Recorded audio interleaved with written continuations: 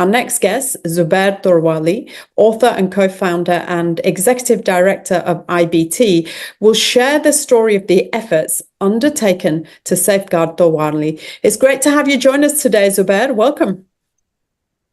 Hello, Assalamu alaikum, and Walaikum salam. good evening from my side. So, as you mentioned in the introduction, Torwali is a Dardic language spoken in the Swat Valley by about 90,000 people in the heartland, and more than 50,000 people left the heartland to for the cities of Pakistan in search of livelihood. So Torwali is one of the 27 endangered languages spoken in Pakistan, and it was more endangered 20 years ago when we started work on its revitalization. By documenting it, by doing preliminary research on that, and by introducing it in educational setting, privately, not by the state doesn't support the language. So, and for the last 2 decades, we have been working on the promotion and revitalization of the Torwali language, along with other languages spoken in northern Pakistan. Most of them are Dardic. So we have developed a script for it. We wrote books in Torwali language. We developed course books for the children, and we started an MTB MLE, Mother Tongue Based Multilingual Education Program in Torwali in 2008. And that program is still going on. And we have so far reached out to about 3,000 children, Torwali children in the area. And we have made them literate in their Torwali language. So along with this educational program, we have also compiled a number of 3 dictionaries. Recently I published Torwali English Dictionary for students, which could be used by students from grade 5th up to PhD and some researchers as well. And there are folklore books we have developed for adult people and general public as well. And along with that, we have been one of the most important components of our program is, language, and we cannot divide language from culture, or we cannot cut any of these from each other. So we have been also trying to rejuvenate and celebrate our cultural heritage along with the musical traditions, along with poetical traditions in that particular area. And one of the key issues we have been facing, and the Torwali people faced 2 decades ago, was of identity. So the Torwali people were given an identity by the colonizer. I mean, the people who invaded Swat in the 16th century and converted the local indigenous population to Islam. And after that, they have imposed their own cultural practices along with their own language. And since then, the Torwali people didn't know about their history. They have forgotten about their identity. They have, and much of a larger portion of Torwali people have already shifted to other languages, and they still do not know who they are and who they were. So we have also been working on the identity, the reclaiming the indigenous, the ethnic identity. As I wrote with my name, Torwali. So Zubair is my first name, and Torwali is now my second name, and it is my ethnicity as well, and the language name as well. So we have also reclaimed it, and now I see that thousands of young people proudly write Torwali with their names, and they proudly say that they are Torwali. And before our work, we and people of our generations, they could not speak their language in a context where the dominant language is used. So they were ashamed of their language, they were ashamed of their culture, ashamed of their identity. And what we have been more successful is that we not only wrote the language, enhanced its literacy, but we have also reclaimed the identity and also given us a sense of self-esteem to the people, especially the younger generations. And now I see that many Torwali students, they form Torwali student societies and platforms, whether they are at any university in the northwestern province of Pakistan, which is known as Khyber Pakhtunkhwa. So we have also we have a holistic program which is not specific to language documentation only. We see that language is related with power relations, with social relations, with economic activities, with cultural activities, even with political activities. So we do advocacy for the indigenous rights, for the rights of these people over their natural resources, for the rights of these people in recognition of these languages and culture.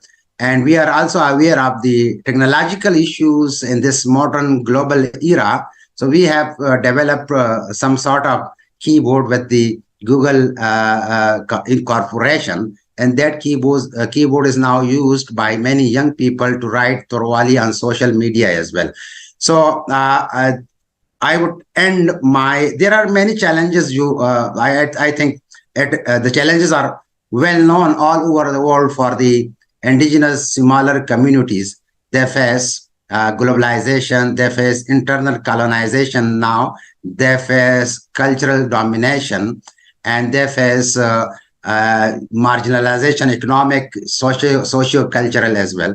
And we are a small organization, and that is under-resourced, very well low resourced.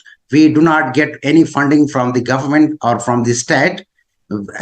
We usually develop project proposals and send them to different organizations around the world internationally. And usually, sometimes we are successful in getting funding, and sometimes we are not. So this is a short story of the work we have been doing on Torwali language. And if there are questions, I would be glad to answer. And I have finished my dinner as well. Thank you. Thank you. I do have some responses actually to your really interesting sharing of the Torwali language. In my research and listening to what you said, the rigorous writing tradition can often contribute to the preservation of languages, and Torwali didn't have a written alphabet, and you recently developed a spelling system. Can I ask what root language that was based upon? And then I'll ask you my second question. So I'm just curious about what, because Urdu is a form of Farsi, Arabic, and various languages put together. So I'm really curious to know about Torwali. Yes, you are very right. We have developed the Torwali writing system based on Perso-Arabic. So Urdu and Arabic, and it is still written in the Naskh font. It cannot be written in the Nastali and what Urdu is written. So, and we are also aware of the challenges, technological challenges with this script, and even the literacy challenges with this script as well. You are well aware of the Urdu, the issues with Urdu. Technological with issues. So now but because there are some non-linguistic factors which also compel us to develop what the people like or accept.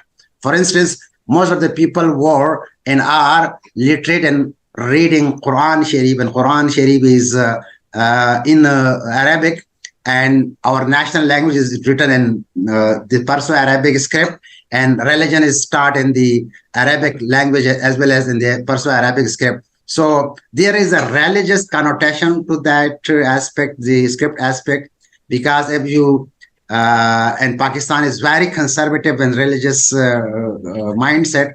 So when you develop something like Latin-based alphabets or writing systems, so people might oppose that and people will oppose it. But now we realized that we must have an alternative script as well, and which is more Latinized, Latin-based, Romanized type of thing, and which is not discursive as Urdu and Perso-Arabic is.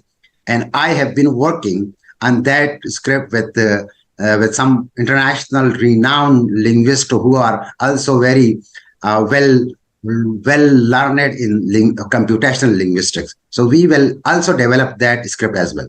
Yeah, it's fascinating because it's all about engagement. And if you can engage with people, if it takes, using the language of whatever religion they, adopt or have practice, then that's a way of getting the message across to many more people. So it's very interesting what you're doing. The other thing you mentioned is the Torwali script keyboard that has been developed, with your partners in the digital space. I mean, this is absolutely critical because one, we're living in an increasing digital world where much of our communication happens via smartphones. And not only that, the younger generations are more sort of attracted to that way. That's all they know. They've grown into technology. So just can you expand a little bit more on how you're going to get that out to more people? This keyboard is developed with the help of Google. It is in the Play Store of the Google, and it is only for Android phone, not for iPhones. So the Android software can use it. And you know that it is the Perso-Arabic keyboard we developed for writing Torwali online, especially on social media. But what I conducted a study 2 years ago on the school we have been running in Torwali and the children, and that study was also published by Routledge in a book, The Early Writing in Torwali. So I found that students faced problems with special characters while writing and reading Torwali.